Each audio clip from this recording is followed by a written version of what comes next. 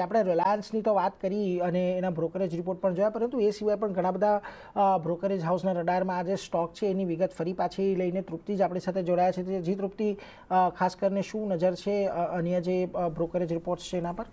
નીરજ, અન્ય હું હવે સેક્ટર પર પહેલાં ફોકસ કરીશ. તો ઓએમસીસ પર અહીંયા આપણને ખાસ કરીને કોટક તરફથી રિપોર્ટ આવતો જોવા મળી રહ્યો છે. થોડો નેગેટિવ છે. અહીંયા તેમને બીપીસીએલ, એચપીસીએલ અને આઈઓસી માટે રિડ્યુસ રેટિંગ આપ્યા છે. લક્ષ્યાંક પર અગર જો ફોકસ કરશો તો બીપીસીએલ માટે 320, એચપીસીએલ માટે 400 અને આઈઓસી માટે અહીંયા 150ના લક્ષ્યાંક આપણને સમક્ષ આવતા જોવા મળી રહ્યા છે. અહીંયા તેમનું કહેવું છે કે માર્ચ અને મે બાદના જે દબાણ આવ્યું હતું ત્યારબાદ ઓએમસીસના નફામાં એક સુધારો જોવા મળી રહ્યો છે. પરંતુ ખાસ કરીને ફ્યુલ પ્રાઇસ હાઇકને કારણે કરીને બ્રેક ઇવન વધીને હવે 102 થી 105 પ્રતિ બેરલ ડોલર સુધી પહોંચી ગયું છે.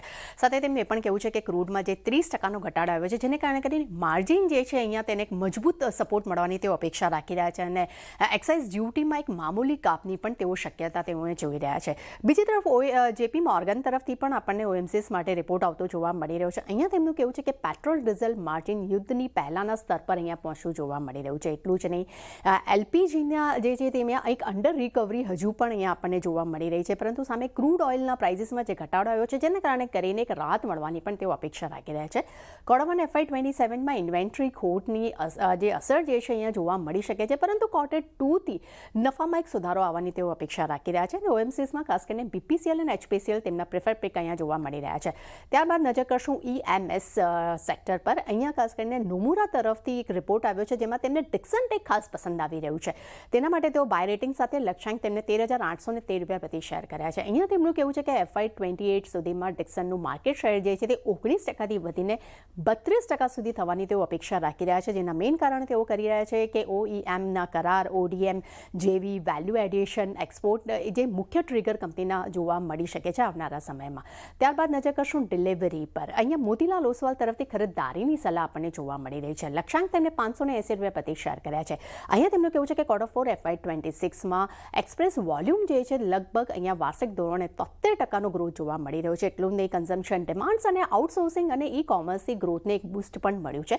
કોસ્ટ કંટ્રોલ અને વોલ્યુમ જેને કારણે કરીને માર્જિનમાં પણ એક મજબૂતી જોવા મળી રહી છે.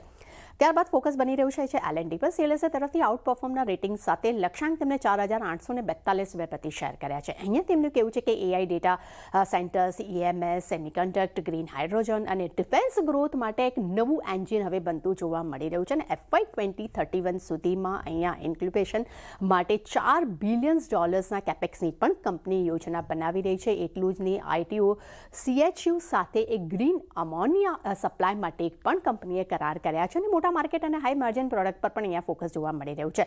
અને છેલ્લે નજર કરશો ડોક્ટર રેડ્ડીઝ પણ નોમુરા તરફથી ખરીદદારીની સલાહ સાથે લક્ષ્યાંક 1740 રૂપિયા પ્રતિ શેર કરવામાં આવ્યા છે. તેમનું કહેવું છે કે બ્રાન્ડેડ જેનેરિક્સ અને અહીંયા કન્ઝ્યુમર હેલ્થકેર કંપની પર અહીંયા ફોકસ બનતું જોવા મળી રહ્યું છે. અને ખાસ કરીને revenue mix fix earnings growth થવાની પણ અહીંયા તેઓ અપેક્ષા રાખી રહ્યા છે. અને આવનારા સમયમાં રેટિંગમાં સુધારો આવવાની પણ તેઓ અપેક્ષા રાખી રહ્યા છે. એટલે પોઝિટિવ વ્યૂ અહીંયા ડોક્ટર રેડ્ડીઝ માટે પણ જોવા મળી રહ્યો છે.